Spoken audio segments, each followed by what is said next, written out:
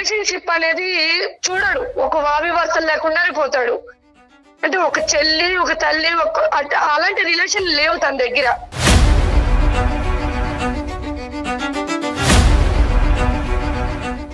మిగతా వాళ్ళు ఒక అక్క ఒక పిన్ని ఒక రిలేషన్ అంటే ఆ రిలేషన్ దగ్గరికి తను వెళ్తే నేను ఏ రిలేషన్ లో తనతో కాపురం చేయాలి?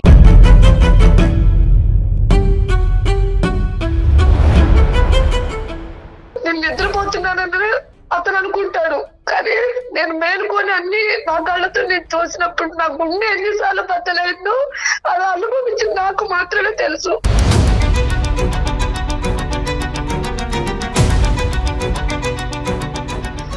ఒక్కొక్కసారి ఏం చేస్తాడంటే నా ఫోన్ లో ఉన్న లిస్ట్ లో నా ఫ్రెండ్ సర్కిల్ తీసుకొని నాకు తెలియకుండానే వాళ్ళకి మెసేజ్ చేస్తున్నాడు, తను నాతో ఉండదు, నా దగ్గర ఇంకా పడుకోదు, అలా వాళ్ళకి చెప్పి వాళ్ళని వశపరుచుకుంటున్నాడు.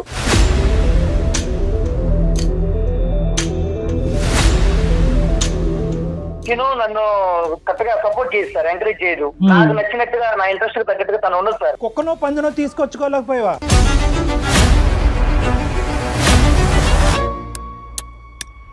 కనీసం ఎవరైనా మా నాన్నకి ఏమైనా దహనం చేస్తాడంటే అది కూడా చేపించలేదు. నా చేతులతో ఒక ఆడపిల్లగా నేను చేశాను దహనం మా నాన్నకి. ఆవిడ సంబంధించిన రేట్లకి నేను వెళ్ళను. అలాగే మొన్న వాళ్ళ నాన్నగా చనిపోయినప్పుడు నేను వెళ్ళను.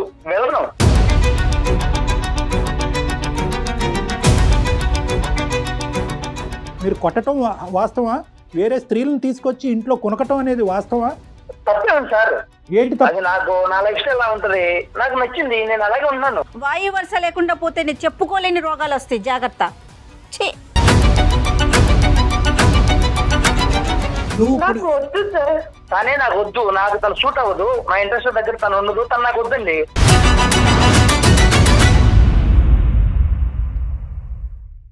నమస్తే కళ్యాణ్ గారు. కళ్యాణ్ గారు, సునీత అనే ఒక అమ్మాయి మనకి మెయిల్ చేసింది. వైఫ్ అండ్ హస్బెండ్ మధ్య ఉన్న ఒక చిన్న ఇష్యూ అన్నమాట. అది ఎక్కడ దాకంటే ఇంకా విడిపోదాము అనుకునే సిచ్యువేషన్కి వచ్చింది. సో ఫస్ట్ దాని గురించి మనం మాట్లాడాలి, మీ సలహా వాళ్ళకి అందించాలని చెప్పేసి ఫస్ట్ కాల్ కింద తీసుకుంటున్నాను.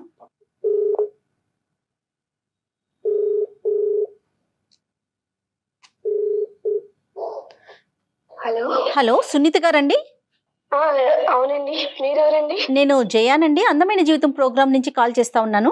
చెప్పండి మేడం. యా, సునీత గారు మీరు మెయిల్ చేశారు. సో మెయిల్ చూసాను, అది డాక్టర్ గారు ముందు ఉంచాను. మరొకసారి మీరు డాక్టర్ గారితో మాట్లాడతారా? మాట్లాడతాను మేడం. రైట్. నమస్తే సునీత గారు. నమస్కారం సార్. చెప్పండి అమ్మా, సమస్య ఏంటి? సమస్య ఏంటి అంటే నేను మా హస్బెండ్ తో జర్నీ చేయలేకపోతున్నాను సార్. ఒకటి మెయిన్ ప్రాబ్లం ఏంటంటే పుట్టింట్లో ఉన్నప్పుడు అట్లా అమ్మ నాన్న వల్ల సఫర్ అయ్యాను. సరే వాళ్ళు ఎవరినో తీసుకొచ్చి వీళ్ళని చేసుకో అంటే నోరెత్తకుండా తను చేసుకున్నాను. నేను ఏమీ కూడా చదువుకోలేదు సార్, నేను 8th క్లాసే చదివాను. తను చేసుకున్న కాడి నుంచి ప్రతిరోజు నాకు చుక్కలు చూపించాడు, కానీ ఒక్కరోజు కూడా నా దగ్గర కూర్చొని తను ప్రేమగా మాట్లాడిందే లేదు.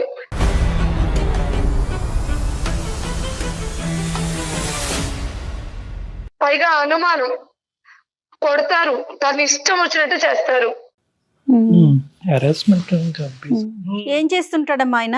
తను జాబ్ చేస్తారు మేడం, సాఫ్ట్వేర్. పిల్లలు ఉన్నారా? 2 పిల్లలు మేడం. Okay okay. ఏమన్నా అలవాట్లు ఉన్నాయమ్మా? అలవాట్లు అంటే అన్నీ ఉన్నాయి మేడం. ఏంటమ్మా అంటే వివరించమ్మా. అలవాట్లు అంటే ఎటువంటి అలవాట్లు? అలవాటు తర్వాత మీ మీద ఈ హింస, ఈ వైలెన్సా, లేదంటే అలవాట్లు లేనప్పుడు కూడా హింస?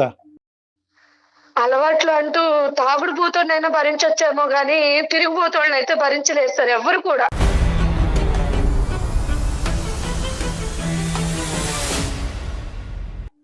ఆ కళా పోషణ కూడా ఉందా? సరే. సునీత గారు, ఇంట్లో ఎవరెవరు ఉంటారు? మీ అత్తయ్య మామయ్య అందరూ జాయింట్ గా ఉంటారా? వాళ్ళు ఎవరు ఉండరు మేడం, నేను మా హస్బెండ్ మా పిల్లలు మాత్రమే ఉంటాం. Okay okay. రైట్ అమ్మా. కాదమ్మా, అంటే హింస అంటే ఏంటమ్మా? ఊరికి ఏదో ఒక కారణం చూపెట్టి నీలో ఇది ఉంది ఇది లేదు, ఈ వంట బాగుంది బాగాలేదనే ఉద్దేశంతో అంటాడా, లేదంటే ఏ కారణం లేకపోయినా కూడా హెరాస్ చేసేటటువంటి మేల్ షవరిజమా?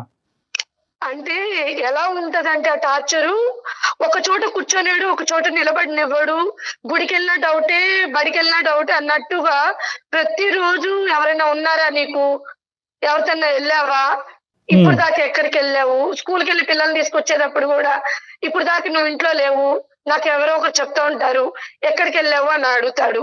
మీ మీద ఏం అనుమానం. మాట్లాడుతున్నారండి మీరు అంటే ఇంకా దాని వల్ల ఇంకా మాటకు మాట ఇంకా సాగదీస్తానే ఉంటాడు. అదొకటి పక్కన పెడితే ఒక రిలేషన్షిప్ అనేది చూడడు, ఒక వావి వరుసలు లేకుండానే పోతాడు. అంటే ఒక చెల్లి ఒక తల్లి అలాంటి రిలేషన్ లేవు తన దగ్గర.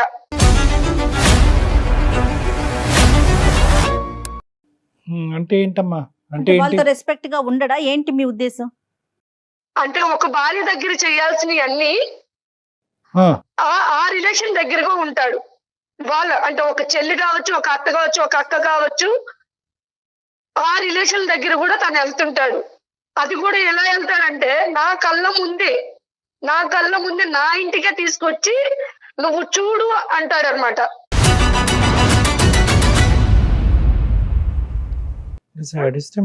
చెప్పేది కాదమ్మా, ఎవరిని తీసుకొస్తాడు, ఏం చూపెడతాడు అంటే ఏంటి? ఆ శారీరక పరమైనటువంటి అది మీ ఎదురుగుంటా డెమాన్స్ట్రేషనా ఏంటిది? అంటే నేను చూడాలి, తను ఎలా ఉంటాడనేది నేను చూడాలి.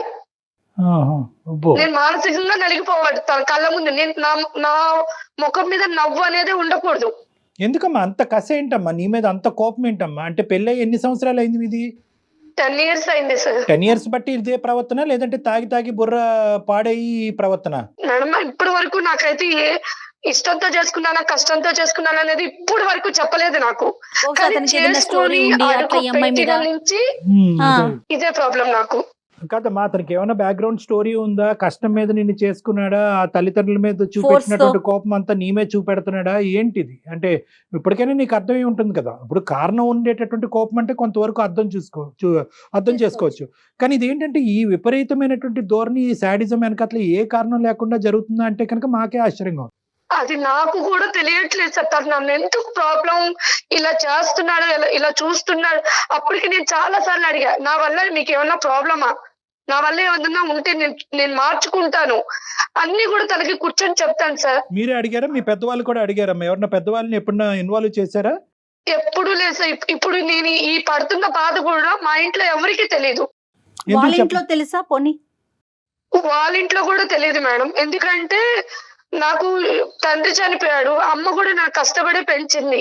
ఇప్పుడు నేను ఇక్కడ పడుతున్న బాధలు నేను వెళ్ళి చెప్పాను అనుకోండి, ఇప్పుడు నా వల్ల నేను పడిందే కాకుండా మా అమ్మ వాళ్ళు కూడా పడతారన్న ఒక భయంతో ఇంతవరకు నేను ఏదే చెప్పలేదు. మరి అయినా కానీ పడుతూ ఎందుకున్నారమ్మా? అందరు ఆడవాళ్ళు చెప్పే మాట అదేనా? పిల్లల గురించి అండి, వాళ్ళ భవిష్యత్తు గురించి అండి, వాళ్ళకి అమ్మ నాన్న కావాలి అని అంటారు, అదేనా? అంతే సార్, పిల్లల కోసమే భరిస్తున్నాను. ఎంతకాలం భరిద్దాం అనుకున్నారు? ఇంకా శాడిజం చూపెట్టి రేపొద్దున ఏ పేకో ఒక చెయ్యో తీసేయచ్చు. అప్పుడు నాకు అర్థం కాకే మిమ్మల్ని కన్సల్ట్ చేశాను సార్. ఈ ఆడవాళ్ళు అనేటటువంటి మొదటి నుంచి ఉందమ్మా ఈ వ్యసనం అనేది? అంతకు ముందు ఎలా ఉన్నాను నాకు తెలుసు సార్. ఈ సంవత్సరాల నుంచి అదే చెప్పాను కదా. ఇప్పుడు నేను అతనికి భారీ స్థానంలో ఉన్నాను.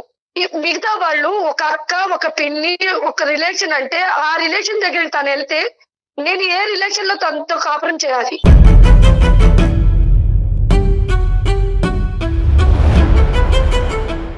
వాళ్ళు అంత దిగజారుడు ఏంటమ్మా? ఇప్పుడు ఓకే, ఇతను అంటే కనుక ఇతను వ్యక్తిత్వం, పర్సనాలిటీ భయంకరం ఉంది అనుకోవచ్చు. వాళ్ళు ఎందుకు అలా దిగజారిపోతున్నారు? ఇతనితో ఆ వ్యసనాలకి ఆ విధంగా ఫిజికల్ రిలేషన్ కి ఎలా వస్తున్నారు వాళ్ళంతా? సరే, తిని దగ్గర కూడా చాలా డ్రామాలు ఉంటాయి. అంటే బయటకు వెళ్ళిన తర్వాత ఎలా చెప్తారంటే తను నాకు సపోర్ట్ చేయదు, తను నాతో ఉండదు, నా దగ్గర ఇంకా పడుకోదు.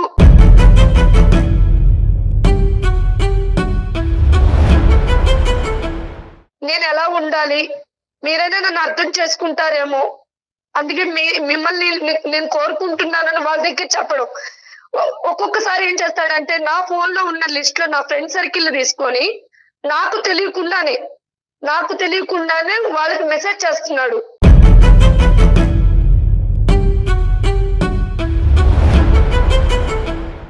ఇలా సునీత నాతో అడ్జస్ట్ అవ్వదు, సునీత నా దగ్గరికి రావట్లేదు, సరేనా, నా ప్రాబ్లం ఇది, నేను ఎవరికి చెప్పుకోవాలి అర్థం కాక మీతో చెప్పుకుంటున్నాను, అలా వాళ్ళకి చెప్పి వాళ్ళని వశపరుచుకుంటున్నాడు.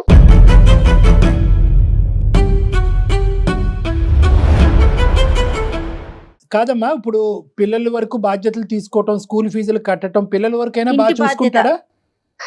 పిల్లలు ఉన్నారంటే ఉన్నారు సార్. అసలు వాళ్ళు పట్టించుకోవడం కానీ, వాళ్ళు సరదాగా బయటకు తీసుకెళ్ళడం కానీ ఏమి చేయడు. మరి ఎందుకు తల్లి 10 ఏళ్ళ నుంచి భరించటం ఏంటమ్మా? ఎప్పుడో ఎప్పుడో నిర్ణయం తీసుకోవాలి కదా నువ్వు, ఇంకా కానీ భరిస్తావా? సమాజం అనేది ఒకటి ఉంది కదా అదే, మేడం. అదే, ఆ అదే. సమాజం కోసం బతికాను. ఈ కథ విని విని విని అలసిపోయామమ్మా. ఈ సమాజం ఏది? ఆ సమాజం వచ్చి నీ మీద సిగరెట్ పీకలతోనో లేదంటే చెప్పులతో కొట్టేటటువంటి పరిస్థితి వచ్చినప్పుడు ఆ సమాజం వచ్చి ఆపమనండి. ఏదా సమాజం? రేపొద్దున ఆడపిల్లలు ఇద్దరు మనసులో ఎలాంటి ప్రభావం ఉంటుంది? వాళ్ళు పెరిగి పెద్దయి ఒక ఇంటికి వెళ్లాల్సిన పిల్లలు కదా, రేపొద్దున పెళ్లి అంటే వణికిపోరు? కాదు, ఈ ప్రవర్తన పిల్లలు కూడా చూస్తున్నారమ్మా చూస్తున్నారు సార్ ప్రతిరోజు. ప్రతిరోజు. ఛీ, ఛీ. నా బాధ కూడా అదే. ప్రతిరోజు ఆ పిల్లలు అమ్మకేమవుతుంది అన్న భయంలోనే బతుకుతున్నారు.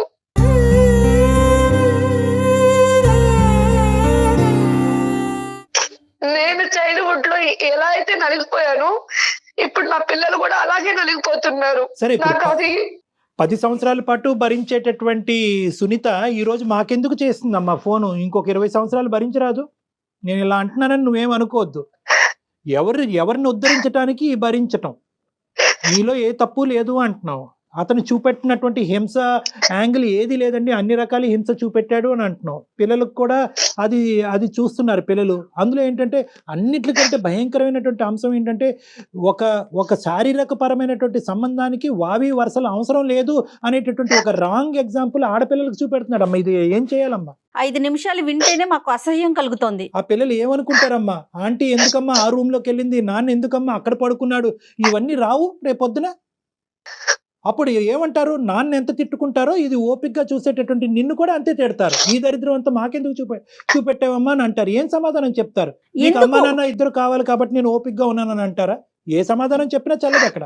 ఎందుకు బయటికి రాలేకపోయారు అండి సునీత గారు? ఎందుకు ఆలోచిస్తున్నారు మీరు? అంటే మీ కాళ్ళ మీద మీరు నిలబడే ధైర్యం లేకనా? తోడు రీజన్ ఏంటి? కాదు మేడం. దానికి తోడు సమాజం. ఇద్దరు ఆడపిల్లలు. ఇప్పుడు నా జీవితం ఇలా అయిపోయిందని నా పిల్లల జీవితం కూడా నేను చెడగొట్టలేను కదా. రేపు అనే రోజు మీ నాన్న ఎక్కడ అంటే ఆ పిల్లలు సమాధానం చెప్పుకోకుండా తలదించుకొని బాధపడతారేమోనని ఇన్ని రోజులు ఒకటి సర్దుకున్నాను. సునీత గారి పెద్ద ప్రాబ్లం ఏమొచ్చిందంటే కనుక ప్రతిరోజు ఇలాంటి ఒక 20-30 కథలు వింటా ఉంటానమ్మా. ప్రతి వాళ్ళు ఇదే అంటారు. రేపొద్దున అదే పిల్లలు రేపొద్దున ఇంకో విధంగా మాట్లాడతారమ్మా. మీరేమనుకుంటారంటే నాన్న ఎక్కడమ్మా అనే ప్రశ్న అడుగుతారేమో, ఆ ప్రశ్న అడగకుండా వాళ్ళని కాపాడాలని మీరు అనుకుంటున్నారు. మీకు అర్థం కానిది ఏంటంటే ఇలాంటి నాన్నతో ఎందుకమ్మా ఇంతకాలం ఉన్నావు, ఇలాంటి నాన్ని మాకెందుకు చూపెట్టావమ్మా, మగజాతి మీదే నమ్మకం పోయే విధంగా మమ్మల్ని ఎందుకు తయారు చేసావమ్మా అని అడిగే పిల్లలు కూడా ఉన్నారు. అడుగుతారమ్మా. అడుగుతారండి రేపొద్దున. కాదు అంటే కలిసి ఉండటానికే నిర్ణయించుకున్నారా? ఆ మనిషిని మార్చే వద్దు సార్, వద్దా? వద్దు. Okay okay. ఎందుకంటే ప్రతిరోజు నిద్ర లేకుండా బతకలేను, ఆకలి దాచుకొని బతకలేను సార్ నేను.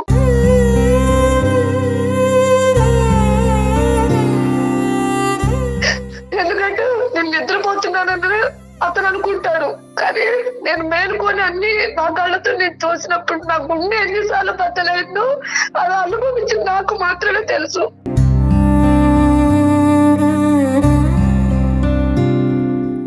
ఈ రోజు మీ మీద గర్జిస్తున్నాం కానీ, మేము కోపడుతున్నాం కానీ, అంటే నువ్వు నిర్ణయం సరైన సమయంలో తీసుకోలేదనే బాధతో అంటున్నాం కానీ, నీ బాధ మాత్రం అది వర్ణించలేమమ్మా.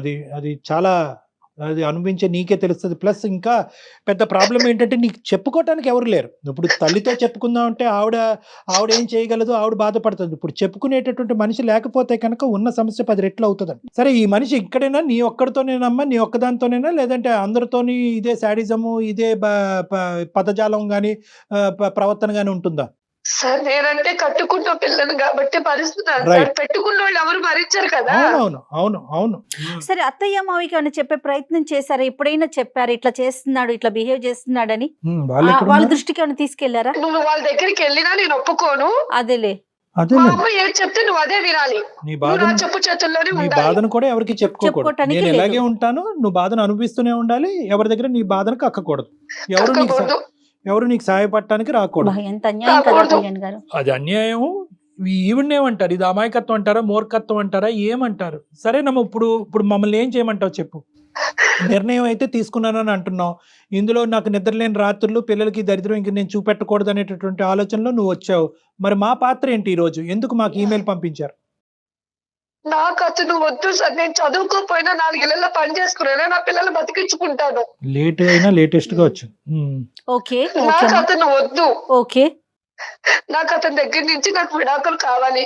దానికి ఒక అడ్వకేట్, మంచి అడ్వకేట్ ని చూసి మీకు మేము ఆ ఫోన్ నెంబర్ అది ఇస్తాం, దానికి సంబంధించి హెల్ప్ చేస్తాం.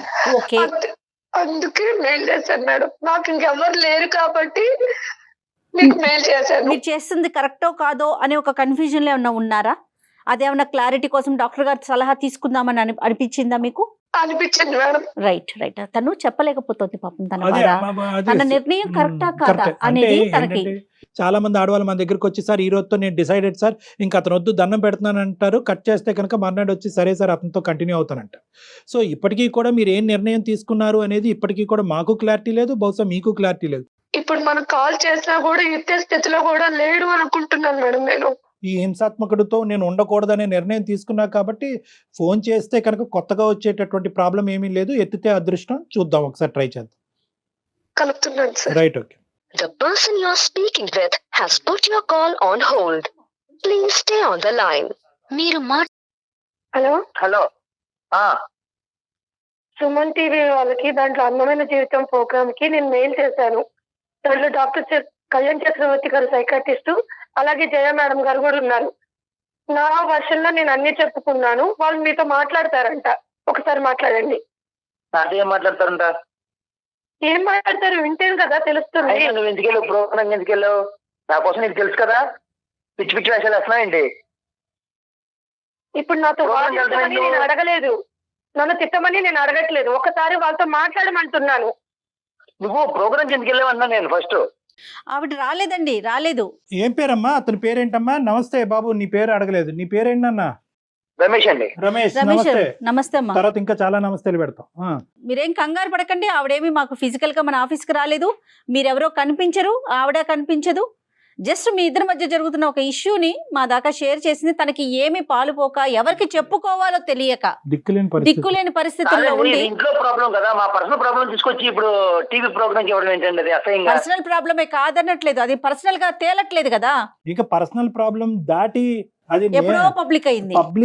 పబ్లిక్ అవటము, నేరాల పరిధులు దాటటము చాలా దాటేసిందండి. పర్సనల్ ప్రాబ్లం అంటే కనుక ఆవిడ బియ్యం తెమ్మంటే మీరు పప్పు తేవటం అనేది పర్సనల్ ప్రాబ్లం. ఇది అది కాదు కదా.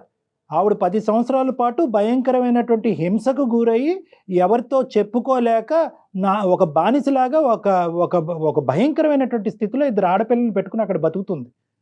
ఆవిడ చెప్పినటువంటి వర్జన్ కరెక్టా రాంగా అనేటటువంటిది ఫైనల్గా ఒకసారి తేల్చుకునేటటువంటి ఉద్దేశంతో చాలా మర్యాదపూర్వకంగా మిమ్మల్ని గౌరవిస్తూ రమేష్ గారు మీ వర్జన్ ఏంటో చెప్పండి అని రిక్వెస్ట్ చేస్తున్నాం.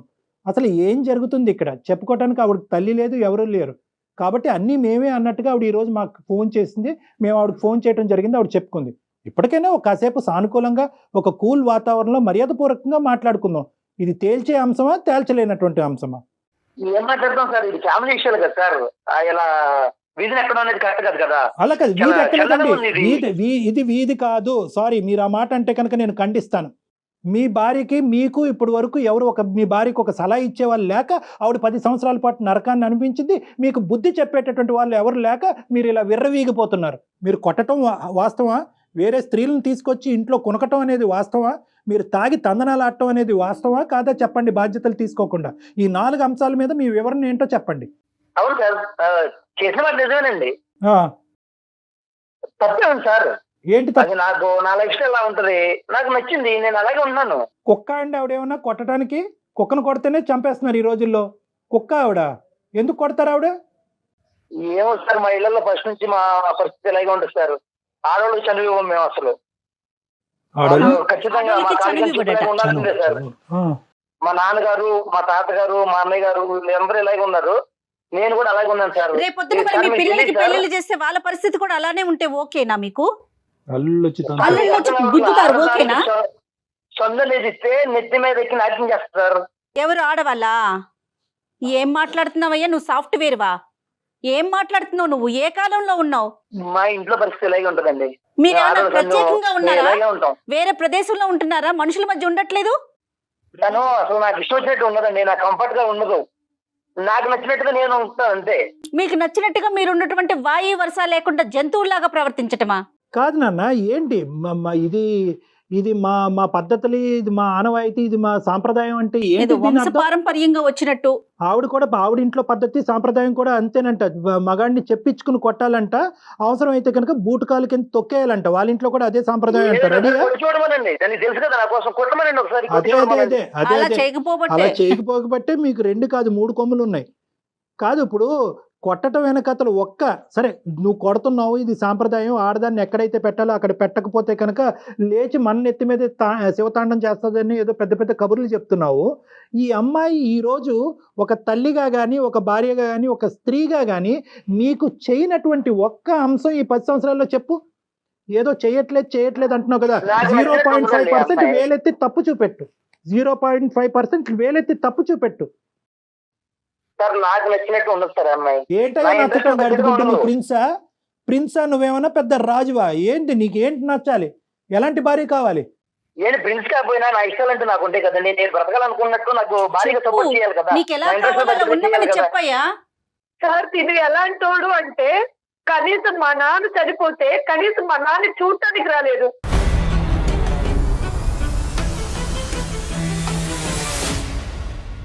కనీసం ఎవరైనా మా నాన్నకి ఏమైనా దహనం చేస్తారంటే అది కూడా చేపించలేదు.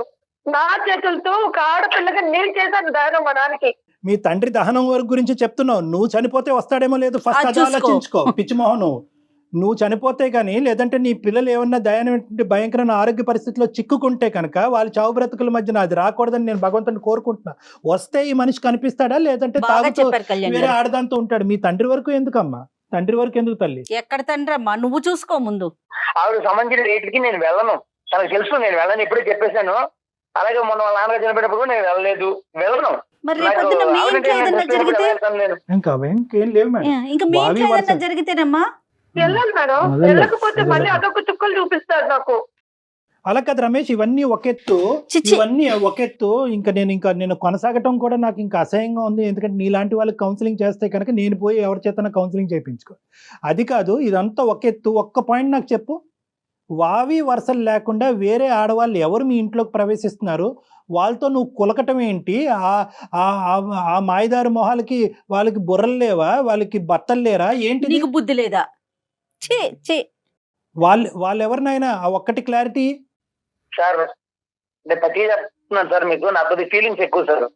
ఏ ఫీలింగ్? ఆ ఫీలింగ్ తిను నన్ను కరెక్ట్గా సపోర్ట్ చేయదు సార్, ఎంకరేజ్ చేయదు. నాకు నచ్చినట్టుగా నా ఇంట్రెస్ట్ తగ్గట్టుగా తను ఉండదు సార్. నీకు కుక్కనో పందునో తీసుకొచ్చుకోలేకపోయావా? ఒక కుక్కనో పందునో తీసుకొచ్చుకోలేకపోయావా? ఆడవాళ్ళు ఎందుకు? అలా ఎలా తీసుకొస్తాం సార్ మనుషులు? ఏం మాట్లాడుతున్నావు? నాకు రగిలిపోతుంది అసలు. నచ్చిన వాళ్ళు ఉంటారు సార్, వాళ్ళు నేను తెచ్చుకున్నాను. ఎందుకు నీకు తెచ్చుకున్నాను సరైనటువంటి సమాధానం పోలీసులు చెప్పాలి. ఈ అమ్మాయి బుర్ర బుద్ధి లేక ఈ అమ్మాయి ఇలా ఉంది, కానీ నీకు సరైనటువంటి సమాధానం పోలీసులు చెప్పాలి. లీగల్ గా నీకు శిక్ష పడాలి సార్. దానికి కూడా రీజన్స్ ఉన్నాయి సార్. తిను నా ఇంట్రెస్ట్ తగ్గట్టుగా ఉండదు. సో నా ఇంట్రెస్ట్ నచ్చిన వాళ్ళు ఉంటారు, నేను అలాంటి వాళ్ళతో ఉంటాను సార్. తప్పే ఉంది.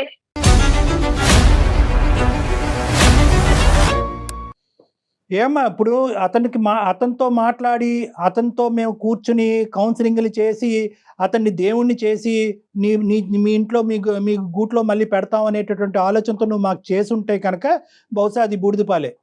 నువ్వు ఇప్పుడు నాకు వద్దు సార్. నీకు వద్దు అనుకుంటున్నావా? నీ నిర్ణయం 210% కరెక్ట్ అమ్మా. వద్దు అనుకుని మామూలుగా వదిలేయకూడదమ్మా. ఒక అడ్వకేట్ కి దగ్గరికి వెళ్ళి ఇది పోలీస్ స్టేషన్ అప్లై చేయటము, లేకపోతే డివోర్స్ కోసం వెళ్ళటం కాదు, ముందు పోలీస్ కంప్లైంట్ ఇవ్వాలని చెప్తాను నేనైతే. తనొద్దనుకోవడం కాదు, నేను ఒప్పుకున్నాను తనని. తనకు చెప్పండి, తనొద్దనుకోవడం కాదు, తనే నాకు వద్దు, నాకు తను సూట్ అవ్వదు, నా ఇంట్రెస్ట్ దగ్గర తను ఉండదు, తను నాకు వద్దండి.